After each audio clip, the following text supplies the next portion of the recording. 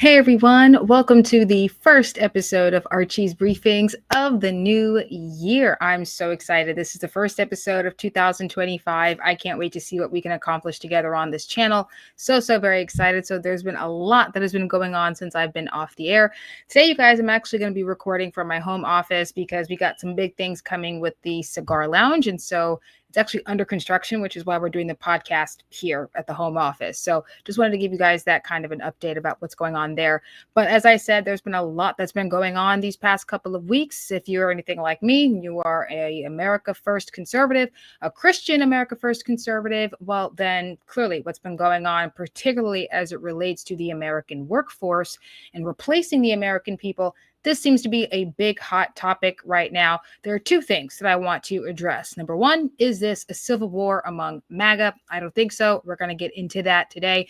And of course, there is the whole conversation with Vivek and Elon Musk. You guys know what I think about Elon Musk. So today we're specifically going to focus on Vivek Ramaswamy and why my beef is with him specifically. So let's go ahead and let's get into that, you guys. But before we do that, I want you to take the time to subscribe to the channel if you haven't already. Share this video by the time you get to the end of it. Like it. Definitely. Let's try to grow this channel some more. Again, Happy New Year, you guys. And let's go ahead and let's get into it, shall we?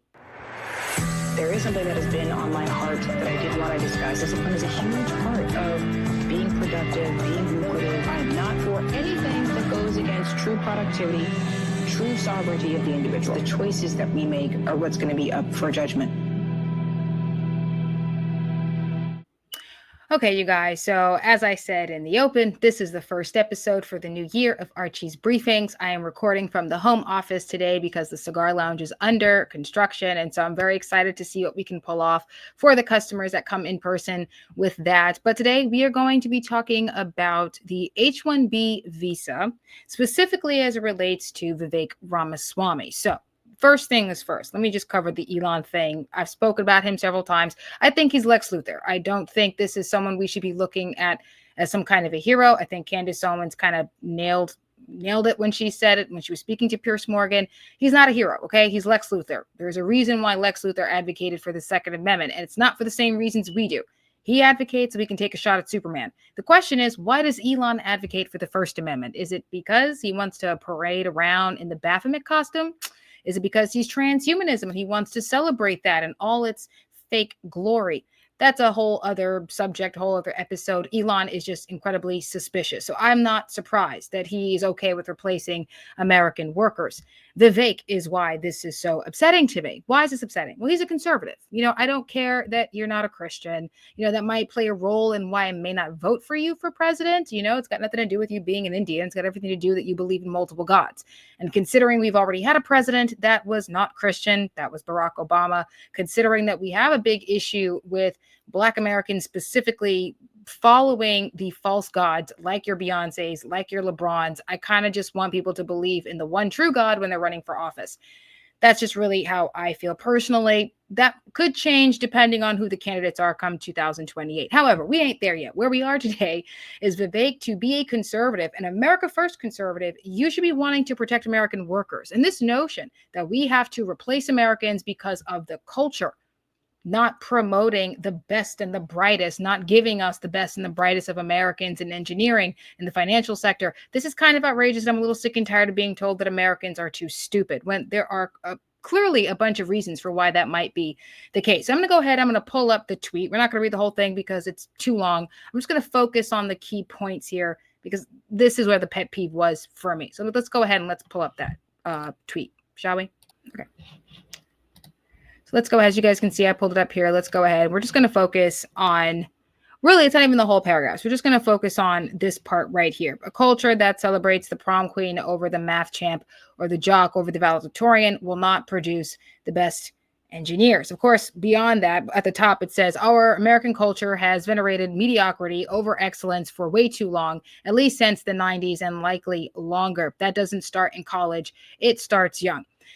Fact, I know multiple sets of immigrant parents in the 90s who actively limited how much their kids could watch those TV shows precisely because they promoted mediocrity, and their kids went on to become widely successful and STEM graduates. Now, let's just talk about that part specifically, because to be honest with you guys, that's the part that really bugged me the most. Why did it bug me?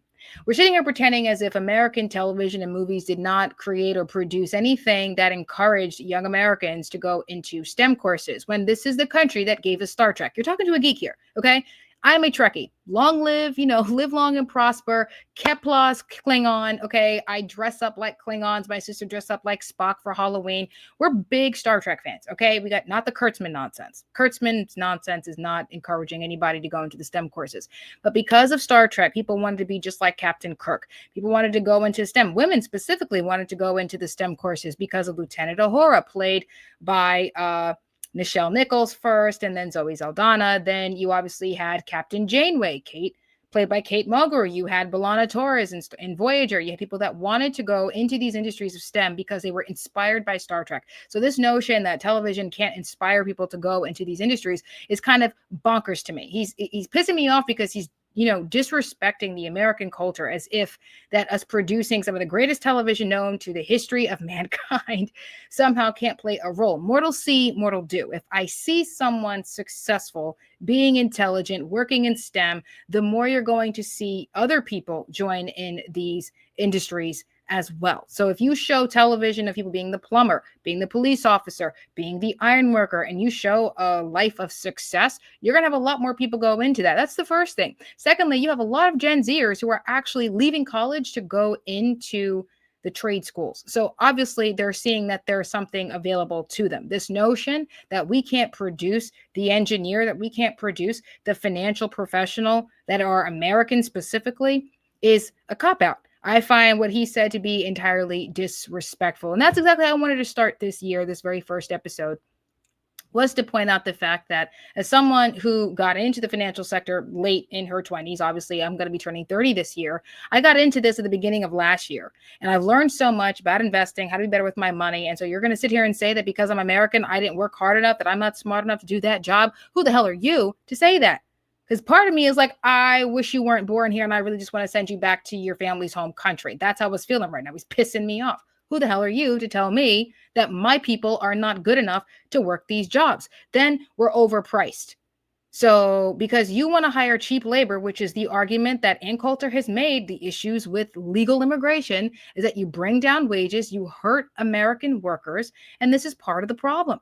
I'm not going to sit here and pretend that everything that they're doing is okay. It's not. Vivek, being a part of the America First movement, should be thinking about putting Americans first. You can't be trying to replace Americans with Indian workers, with British workers. I don't care what country you're coming from. I really don't care. You can be coming from a Western country. If you're here to take the job from an American citizen, you should not be here. And it really is as simple as that. Are you here to compete with Elon Musk? Because then, by all means, come in. It means you're going to build business and employ Americans. But if you're here to take my contract as a private contractor in insurance, well, then, you can't be here. If you're here to take the job as a cashier or a janitor, the low earning jobs all the way up to the high earning jobs, then you can't be here. This isn't that I'm not sympathetic to your circumstances in your home country. This isn't that I'm a xenophobe. This is my people must come first, because we can't do nothing for you if we can't get our own house in order. And Vivek should know better. Elon, I'm not surprised. I'm really not. If anybody was surprised at Elon Musk, I'm sorry to say it. I've been saying it several times all throughout last year when I started this channel talking about Elon Musk. I love that he bought Twitter, but look, he's banning people. He doesn't like people come at his neck because they're talking about his connections to China. They're talking about a lot of stuff when it comes to Elon Musk right now. And I've said this man is suspicious. I don't think that we should be getting too cozy up to him. I like that they're doing the Doge agency and that we can actually start looking at where our tax dollars are actually going. It's not that this isn't a man who might be able to do some good for our country, but Lex Luthor did some good for the country before he tried to take a shot at Superman. Let's not pretend. Just because someone does good doesn't mean that they don't have ulterior motives. Elon is suspicious.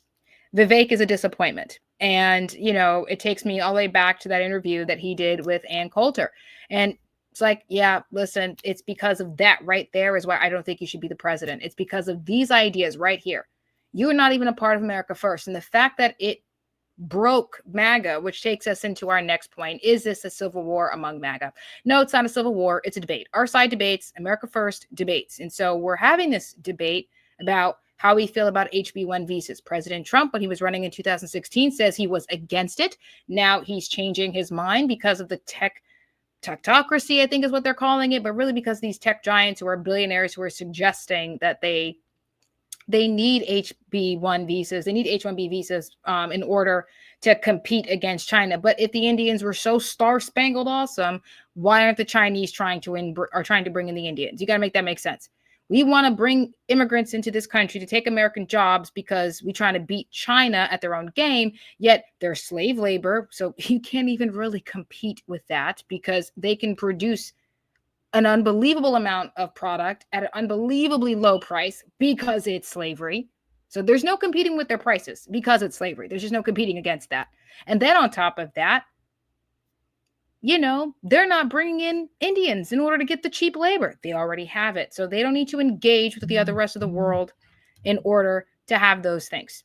So why are we trying to do that? You're just not going to convince me that this is in the best interest of the United States. It's just not. I said in my show open, you guys, I'm not for anything that goes against the sovereignty of the American people. And frankly, I think that by bringing in cheap labor, that's exactly what we're doing.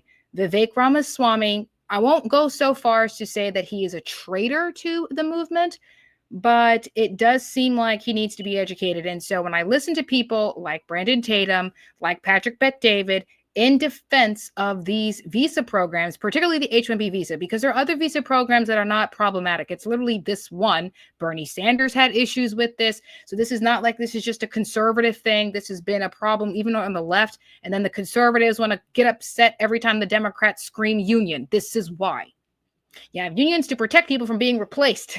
And this is exactly what's happened. We saw strikes of the American people who did not want to be replaced by robots. Again, an issue with Elon Musk. We're going to talk about that another time. But this is the whole idea here. America First should be wanting to protect the American worker, protecting the American people first. And our livelihoods, how we earn a living, that's a huge part. Money is the primary resource in this country because it pays for all other resources. And for our people who we say are part of the movement to go against that because, oh, well, y'all are costing way too much. That I could just hire a Mexican to cut my grass, Brandon Tatum says, that I could just trust Elon because he's a businessman, even though the H-1B visas means that the Indians are going to be enslaved to these companies and get cheap labor driving down wages. So it hurts them. And it hurts the American people. There is nothing morally good about this.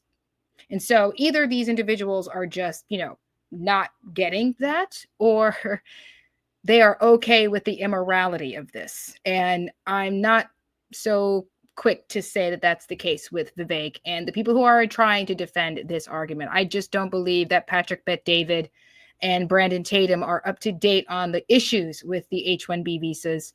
And maybe the reason why they're advocating for it is because they think that immigrants can do some good here, which I'm not saying that they can't. Maybe just don't take American jobs, come out here, build business.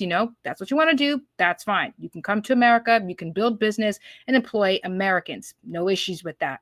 But if you're going to come here to take jobs and not create jobs, then we've got an issue with that. But you guys go ahead and get in the comment sections and let me know what you think. Do you think that Vivek has betrayed America First? Like, is he a traitor? I should say more accurately, because he did betray the movement, I think. He betrayed the movement, but not intentionally. I don't think he's a traitor to the movement. He just needs to have this conversation. I don't agree with his comments about where the American culture is when clearly we've had intelligent television that has encouraged people to become engineers, to get into the STEMs, to get into the financial sector. People want to be in an intelligent, rigorous, challenging industry that pays them well. And if you show them the way, they'll go that way. And that's what we're looking forward to. I'm seeing that happen with Gen Zers. I'm seeing that happen with millennials. We're questioning the importance of college right now. And so it's not that it doesn't exist. If they're ready to lay it out for them, the opportunity, then we're just going to go for it. I see that happening now, and I just disagree with Vivek. But again, let me know in the comments what you think. I'm not so quick to call him a traitor, but I do think he misunderstands the power of influence, which is ironic considering this is the internet age of influencers, the power of influence and trying to encourage and influence young people to go into these industries. It's there. If you simply point the way, they will go. If you build it, they will come. It's as simple as that. So get in the comments and let me know what you think. Happy New Year, you guys. Again, I'm so excited. I can't wait to get back to the lounge. I won't even lie to you because, this is fine. It's great. I get to just get back here with you guys. That's going to be awesome. Until the construction is finished, I'm going to be recording from here. I can't wait to get back at it. Looking forward to that. But again, let me know. Happy New Year, you guys. God bless. Good night and Kepler. Star Trek, by the way.